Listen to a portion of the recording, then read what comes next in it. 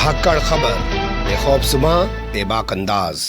धाकड़ खबर में आपका स्वागत है। मैं आपके साथ हूं अकरम रईस खान। राजधानी दिल्ली के अंदर एक संस्था है जिसको हम लोग दिल्ली उर्दू एकेडमी के नाम से जानते हैं। ये यहाँ की दिल्ली सरकार यानी कि अरविंद केजरीवाल सरकार के अधीन आती है। यहाँ जो सर्वे सर्वा होता है उसको यहाँ के उपाध्यक्ष के तौर पर जाना जाता है। यहाँ के जो उपाध्यक्ष हैं उनका नाम है हाजी ताज मोहम्मद। कांग्रेस के वो पार्षद हुआ करते थे। उनकी नियुक्ति के बाद बहुत सारे सवाल खड़े हो गए हैं। लोग ये कह रहे हैं कि हाजी ताज मोहम्मद को उर्दू के बारे में कोई जानकारी नहीं है, वो उर्दू दां नहीं है, तो आखिर उनको फिर क्यों उर्दू एकेडमी का इस तरीके से वाइस चेयरमैन यानी कि उपाध्यक्ष बना दिया गया। इसके बाद तरह तरह की चर्चाएं चल रही हैं, अखबारों में खबरें छप रही हैं। हालांकि मैंने स्ट्रीम मीडिया से ये खबर पूरी तरीके से गायब है, लेकिन हम इस खबर को आपके सामने लाना चाहते हैं। और हमारे साथ जूम के जरिए इसी एकेडमी के उपाध्यक्ष रह चुके और देश ही नहीं दुनिया के जाने माने शायर माजिद देवबंदी साहब जुड़ रहे हैं। उनसे बहुत सारे सवालात पर हम बातचीत करने की कोशिश करेंगे। बहुत शुक्रिया सर हमें वक्त देने के लिए। शुक्रिया जाकर भाई, आपका आज की ये गुफ्तगू ये उर्दू के लिए भी बड़ी बात है, इसलिए कि उर्दू के हवाले से हम लोग खुद उर्दू से दूर होते जा रहे हैं। हमारे घरों में उर्दू नहीं पढ़ाई जाती, हमारे बच्चों को उर्दू नहीं पढ़ाई जाती। हम उर्दू के प्रोफेसर हैं, कई कई लाख रुपए तनख्वाह लेते हैं, बच्चों को उर्दू नहीं पढ़ाते। अब आप ये बताइए, जब उर्दू वाले उर्दू का खा रहे हैं, उर्दू के नाम से मशहूर है, अपने बच्चों को उर्दू नहीं पढ़ाते, ये ख्याल नहीं रखते, तो सियासी लोग क्या ख्याल रखेंगे? आप खुद सोचिए। बिल्कुल सही आपने सवाल उठाया है कि जो उर्दू के नाम पे खा रहे हैं, जो उर्दू दां बने घूम रहे हैं, वो अपने घरों में उर्दू को नहीं पढ़ा पा रहे हैं, उर्दू की खिदमत नहीं कर रहे हैं, तो जो लोग राजनीति से जुड़े हुए हैं वो उर्दू का क्या भला कर पाएंगे। क्या पहले भी आपने देखा या कहीं और पे भी दिल्ली के अलावा आपने देखा होगा कि इस तरीके से उर्दू एकेडमी के जो उपाध्यक्ष हैं उनको ऐसे शख्स को बना दिया जाए जिन्हें उर्दू से कोई वास्ता ना हो? मेरे ख्याल में अभी तक ऐसा नहीं हुआ। पिछले 20 सालों में उर्दू एकेडमी दिन ब दिन तरक्की करती गई और जैसे आपने नाम लिया, बड़े अहम लोग उसमें रहे, गोपी चंद नारंग जैसे रहे। और फिर उर्दू अकादमी को सबसे ज्यादा जिस शख्स ने आगे बढ़ाया वो थे शरीफुल हसन नकवी, जी जो हमारे जामे में रजिस्ट्रार भी थे। जी मैं एक बात रईस भाई आपसे अर्ज करूं कि उर्दू की तरवीज और इशाअत के सिलसिले में अगर उर्दू वाला मुखलिस नहीं है तो 100% सियासत भी कुछ नहीं कर सकती। अब सवाल यह होता है, जो आपने कहा कि सियासी लोगों को बनाया जा रहा है, यकीनन मैं इसमें कोई बुराई नहीं समझता। हर पार्टी, हर सियासत वाले लोग अपने लोगों को इसमें शामिल करते हैं। लेकिन आज आम तौर पर जो शिकवा हो रहा है रेवज भाई, वो ये है कि उर्दू के इदारे में कम से कम उर्दू वाले लोग हों, बल्कि ऐसे होने चाहिए जैसे मशाहिर लोग रहे। जी मुझसे पहले भी अच्छे लोग रहे, मैंने भी 2.5 साल में कोशिश की कि वो काम करूं जो 20 साल में नहीं हुए, और अल्हम्दुलिल्लाह मैं कामयाब हुआ। 2.5 साल का वक्त मुझे मिला, लेकिन अगर और वक्त मिलता तो मैं और कामयाब होता, उर्दू वालों के लिए करता। लेकिन यहाँ एक बात से मुझे इख्तलाफ है लोगों की, वो ये है कि बहुत ज्यादा इधर उधर के गलत अल्फाज निकालने से बेहतर ये है कि वो वजीर आला से जाकर ये बात करें, नायब वजीर आला सिसोदिया से ये बात करें कि साहब ये उर्दू का इदारा है और हमारी उर्दू एकेडमी के आईन में लिखा है कि सेक्रेटरी को उर्दू जानना जरूरी है। मेरे जमाने में जो सेक्रेटरी थे एस एम अली, मैंने उनके खिलाफ इंक्वायरी सेटअप कराने के लिए गवर्नर को लिखा, चीफ मिनिस्टर को लिखा, उन्होंने मेरी बात नहीं मानी। वो शख्स अलिफ बेते नहीं जानते थे उर्दू के। जी हमारे तो आइन में लिखा है कि सेक्रेटरी का उर्दू जानना जरूरी है। जी अब आप देखिए, मैं 2.5 साल कोशिश करता रहा, चीखता रहा, लेकिन ऐसे मलिक को नहीं हटाया गया। उनके खिलाफ बहुत सी इंक्वायरियां भी हुई, जी। उनके सब कुछ चिट्ठे मौजूद हैं, लेकिन उर्दू वो नहीं जानते थे और आखिर तक मैं उनको हटवाने में कामयाब नहीं हो सका। इसका मतलब यह है कि सियासी लोग उर्दू के लिए मुखलिस नहीं हैं।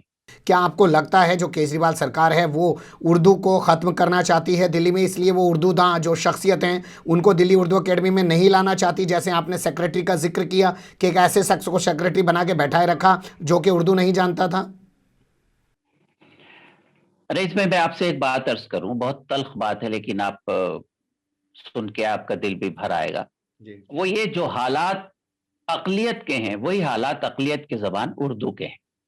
अगर आप देखेंगे दोनों में सिमिलरिटी इतनी है कि ऐसा लग रहा है कि उर्दू के खिलाफ हो रहा है तो माइनॉरिटी के खिलाफ, माइनॉरिटी के खिलाफ हो रहा है तो उर्दू के खिलाफ, इसलिए कि दोनों एक दूसरे के दिल और धड़कन है। जी दुनिया के सबसे बड़े अदीब लॉर्ड बर्नार्ड शॉ ने कहा है, जिस कौम को मारना हो उससे उसकी जबान छीन ली जाए। इसका मतलब क्या है? इसका मतलब यह है कि उसकी अपनी मादरी जबान में उसका मजहबी लिटरेचर होता है। मादरी जबान नहीं जाने का, मजहब के बारे में नहीं जाने का, तो उसकी कोई पहचान नहीं है, फिर वो नाम का इंसान है लेकिन हकीकतन इंसान नहीं है। तो सियासी हजरात को जाकर ये बात करनी चाहिए कि सब उर्दू के, क्या उर्दू के लोग नहीं है? जी। आम आदमी पार्टी में बहुत उर्दू वाले हैं, लेकिन अब क्या क्राइटेरिया रहा? मेरा ख्याल है इसमें अरविंद केजरीवाल से ज्यादा सिसोदिया का दखल लेता है, क्योंकि पूरी दिल्ली सरकार वही चला रहे हैं। अरविंद केजरीवाल तो बेचारे तकरीरें करते हैं, सब कुछ करते हैं, बहरहाल वो उनका अपना जाती मामला है। लेकिन बहरहाल जो आज पूरे दिल्ली नहीं पूरे हिंदुस्तान में ये शिकायत हो रही है कि एक ऐसे आदमी को लाया गया जो उर्दू को नहीं जानता, ये मेरा ख्याल है शिकायत बरख है। और मैं आपसे एक बात और कर दूं, जी। इस मौके पर मेरा दिल चाहता है कि आपसे मैं ये अर्ज करूं कि उर्दू अकादमी सिर्फ उर्दू अकादमी नहीं है, बल्कि दिल्ली वालों के दिलों की धड़कन की तरह उर्दू अकादमी काम करती है। जी। मैं जिस जमाने में 2.5 साल तक वाइस चेयरमैन रहा, मैंने पहली बार वो काम किया जो 20 साल में नहीं हुआ। मिसाल के तौर पर 25 ऐसे लोगों के मैंने 5,000 रुपए महीने वजीफा बांधा है जो उर्दू में है और गरीब हैं, उर्दू वाले हैं। उनकी इंक्वायरी कराई, ताहयात उनको 5,000 रुपए मिलेंगे, उसके बाद वो नहीं रहेंगे तो उनकी मिसिस को मिलेगा, जैसे सरकारी इदारा करता है। मेरा ख्याल है बड़ा काम था। मैंने शहबाज नदीम जियाई एक शायर थे, उनकी बीमारी में 40,000 रुपए दिए। उसके अलावा शम्स रमजी एक शायर थे, उनकी बीमारी के लिए पैसा दिया। तो मैं ये कह रहा कि आप तो मुखलिस हो, आपको काम करने का जज्बा हो, कोई नहीं रोकता आपको। तो क्या आपका यही काम करना सरकार को पसंद नहीं आया, इसलिए आपको हटा दिया गया? मुझे तो लोग यही कहते हैं। लाल किले के मुशायरे में मैंने 15 साल के बाद राहत इंदौरी को बुलाया था। राहत इंदौरी ने लाल किले के मुशायरे में कहा कि माजिद, मैं 15 साल का बनवास काट चुका हूं, इसलिए कि लाल किले में मैंने एक सही अशार पढ़ दिए थे हक पर मबनी, और उनका एक जुमला था ऑन रिकॉर्ड लाल किले के मुशायरे में कि माजिद, तू कमीशन नहीं खाता, ईमानदारी से काम करता है, देख ले कभी तेरे लिए भी मुश्किलें आए। ऐसा लगता है कि राहत भाई का वो जुमला बिल्कुल सही था। और सच कहने वाले को, उर्दू के मुखलिस लोगों को, उर्दू का काम करने वालों को माफी चाहता हूं। किसी को जरूरत नहीं है, हालांकि मैंने बहुत काम किया लेकिन काम करना बेकार रहा, इसलिए कि जब आपका सरबराह ही आपकी कदर ना करे काम करने वाले की, तो फिर क्या फायदा। लेकिन रईस भाई, इससे अलग हटकर मैं उर्दू का मुसाफिर हूं, मेरी ये जिम्मेदारी है, उर्दू मेरी पहचान है, मैं उर्दू के लिए हमेशा लिखता रहूंगा, पढ़ता रहूंगा और इखलास के साथ उर्दू की तरवीज और इशाअत की कोशिश करता रहूंगा। ये मेरा ईमान है, ये मेरा जज्बा है। बहुत अच्छी बात है, लेकिन मैं अगर अपने ही सवाल को आगे बढ़ाऊं तो एक सवाल ये पैदा होता है कि कुमार विश्वास नहीं रहे आम आदमी पार्टी में, तो आपको भी नहीं रहने दिया गया उस ओहदे पर, क्या यह गलत है? नहीं, बिल्कुल सही बात है। असल में मेरा ख्याल ये है कि कुमार मेरे बहुत पुराने दोस्त हैं।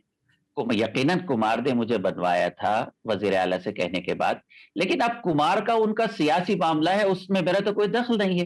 भाई रईस भाई, मैंने उन्हें ये कहा था, सिसोदिया को, उस जमाने में भी, कि साहब मैं न कुमार की तौहीन करूंगा न आपकी तौहीन करूंगा, मैं तो उर्दू का मुसाफिर हूं, आपने वाइस चेयरमैन बनाया, मैं उर्दू के लिए काम करूंगा। अब आप जातियात पर इसे लें तो इसमें मेरा कोई दखल नहीं है। जितना मौका अल्लाह ने मुझे दिया मैंने काम किया और करता रहूंगा। रहा कुमार का, कुमार अब पार्टी में रहें या न रहें वो उनकी सोच है, आम आदमी पार्टी की सोच है। मुझे तो उन्होंने उर्दू की मेरी खिदमत के हवाले से बनाया था, मैंने ईमानदारी से अपना काम किया। सियासत से मेरा कुछ लेना देना ही, लेकिन इतना जरूर है कि वो उर्दू का मुसाफिर है, यही पहचान है उसकी, जहां से भी गुजरता है सलीका छोड़ जाता है। उर्दू वाले आएंगे तो सलीका आएगा, उर्दू वाले आएंगे, उर्दू की तरवीज और इशाअत होगी।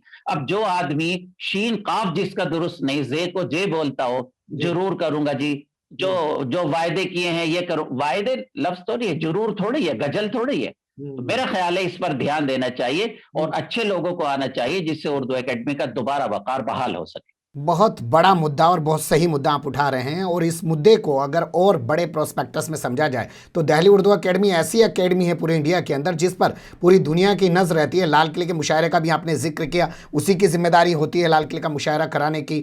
तो ऐसे में अब जो ये घटनाक्रम सामने आ रहा है कि हाजी ताज मोहम्मद को बना दिया गया, जिन्हें उर्दू की ABCD अलिफ बाता ढंग से नहीं आ पा रहा है, तो आप देख रहे हैं कि उर्दू जो है दुर्गत होने जा रही है, और वो भी दिल्ली की उर्दू, यानी कि दिल्ली में जो उर्दू पहले से ही खस्ता हाल पे है वो और बुरे दौर में शामिल होने जा रही है।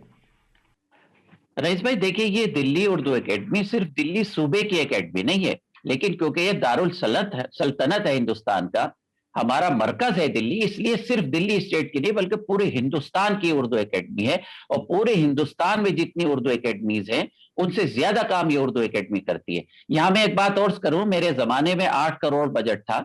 मैंने केजरीवाल जी, मुझे पसंद करते थे केजरीवाल जी, ऐसे नहीं, बहुत तारीफ करते थे, मोहब्बत करते थे। केजरीवाल साहब ने मेरे कहने से 8 करोड़ के बजट को 10 करोड़ का किया। और अल्हम्दुलिल्लाह मैंने काम किया। उर्दू एकेडमी जो एक अस्तबल की तरह थी, आज उर्दू एकेडमी में रिनोवेशन मैंने कराया। आज आपको लगेगा कि क्या आप किसी अच्छे इदारे में हैं।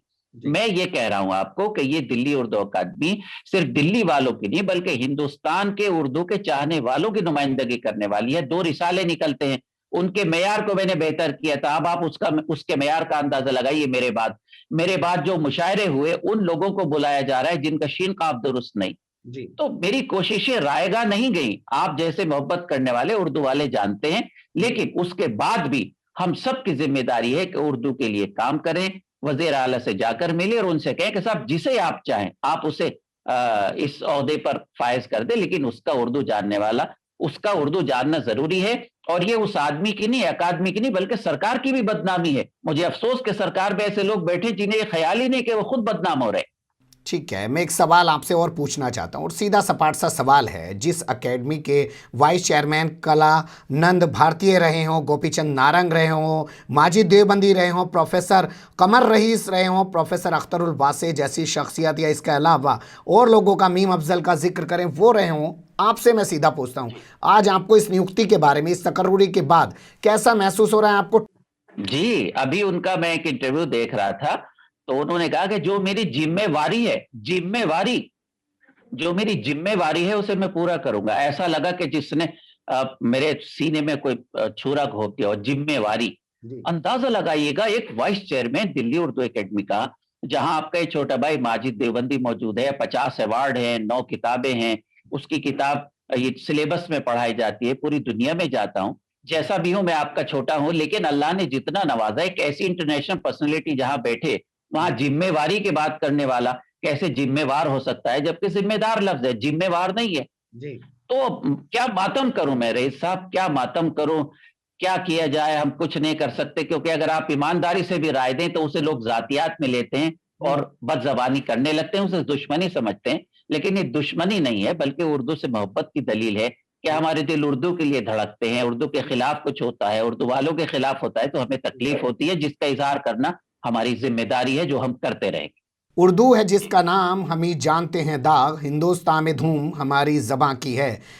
इस शेर को मैंने पढ़ने की कोशिश की, अब सही पढ़ा कि गलत पढ़ा मैं नहीं जानता, लेकिन अगर जो आज के हालात हैं उर्दू अकादमी के, तमाम चीज़ें आपके सामने हैं, आपने भी खुद उस दर्द को अपने अल्फाज में बयान करने की कोशिश की है, लेकिन अगर आप अपने अशार में उसको ढालें तो क्या कहना चाहेंगे?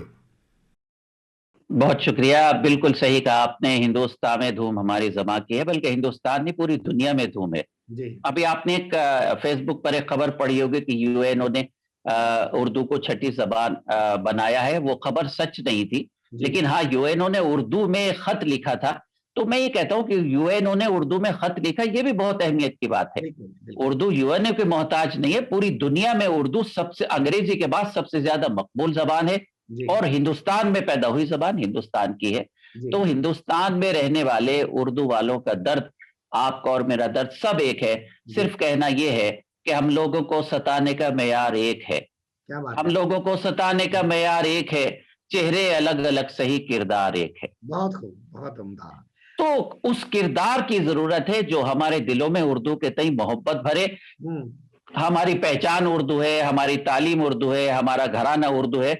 और रईस भाई एक बात आपसे और अर्ज करूं कि उर्दू सिर्फ जबान नहीं बल्कि एक तहजीब है जो हमें हमारे बड़ों ने, मेरे अब्बा मरूम ने पिटाई कर करके मुझे उर्दू सिखाई है। तो उस तहजीब का हिस्सा है उर्दू। और अगर उर्दू तहजीब, उर्दू जबान के साथ ये सब कुछ होगा तो रईस खान को भी ढाकर खबर वालों को भी तकलीफ होगी, माजिद देवबंदी को भी तकलीफ होगी, और हर उर्दू वाले को तकलीफ होगी कि काश उर्दू को उसका मकाम मिले और वो भी दिल्ली में मिले। मैं उम्मीद करता हूं कि बेहतर फैसले होंगे, उर्दू के तरोीज व इशाअत के लिए काम किया जाएगा। हम भी यही उम्मीद करते हैं कि सरकार कोई अच्छा और सही फैसला लेगी, क्योंकि उससे इसके शख्सियत पर भी सवाल खड़े हो रहे हैं कि क्या सरकार के अंदर ऐसे काबिल लोग नहीं हैं जो ऐसे लोगों की नियुक्तियां कर रहे हैं। लेकिन मैं चलते चलते मैं यहाँ एक बात आपसे और अर्ज करूं जी।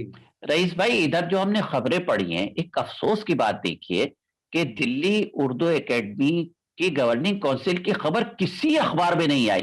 जी। इसका अंदाजा लगाइएगा कि उन्होंने इसको कितनी अहमियत दी। किसी चैनल पर नहीं आई। जब ये हंगामा शुरू हुआ तब जाके चैनलों ने कुछ बात करनी शुरू की। जी। और आपको एक बात बताऊं कि सिर्फ वाइस चेयरमैन ही नहीं, उर्दू के 25 लोगों में से तकरीबन 20-21 लोग ऐसे हैं जो उर्दू की अलिफ बेते से भी वाकिफ नहीं। बिल्कुल सही बात आपने उठाई, मेरे जहन से निकल गई थी। मैं 25-26 लोगों का जिक्र करना चाहता था लेकिन बातों में भूल गया। मैं चलते चलते आपका वो शेर जिसने आपको पूरी दुनिया में एक मकबूलियत दी है कि ताकों में सजाने कोई कुरान नहीं है, अल्लाह मेरे रिज़्क़ की बरकत ना चलिए, मैं चाहूँगा वो 2 मिसरे अगर आप अर्ज कर दें तो बहुत मेहरबानी होगी। बहुत बहुत शुक्रिया, आपकी नजर करता हूं। सामान्य तिजारत मेरा ईमान नहीं है, हर दर पे झुके सर ये मेरी शान नहीं है। जी। हर लफ्ज को सीने में बसा लो तो बने बात, जी। ताकों में सजाने को ये कुरान नहीं है। बहुत उम्दा। और मेरा मशहूर शेर आपकी नजर है, अल्लाह मेरे रिस्क की बरकत न चली जाए, अल्लाह मेरे रिस्क की बरकत न चली जाए, जी। 2 रोज से घर में कोई मेहमान नहीं है। बहुत और उम्दा। जी। आखिरी शेर पूरी उम्मत, पूरी मिल्लत, पूरी माइनॉरिटी, पूरी उर्दू जबान का दर्द पेश करता हूं कि हमने तो बनाए हैं समंदर में भी रास्ते। क्या बात है, हमने तो बनाए हैं समंदर में। हमने तो बनाए हैं समंदर में भी रास्ते, यूं हमको मिटाना कोई आसान नहीं है। बहुत खूब, बहुत शानदार। यूं हमको मिटाना ना आसान नहीं है। बहुत उम्दा। ना उर्दू मिट सकती, ना उर्दू के मोहब्बत करने वाले मिट सकते, ना सच बोलने वाले मिट सकते। उर्दू जिंदाबाद, हिंदुस्तान जिंदाबाद। बहुत शुक्रिया, आपने वक्त दिया। फिर आपसे किसी ऐसे ही सुलगते हुए या उलझते मुद्दों पर जुड़ने की कोशिश करेंगे। बहुत शुक्रिया।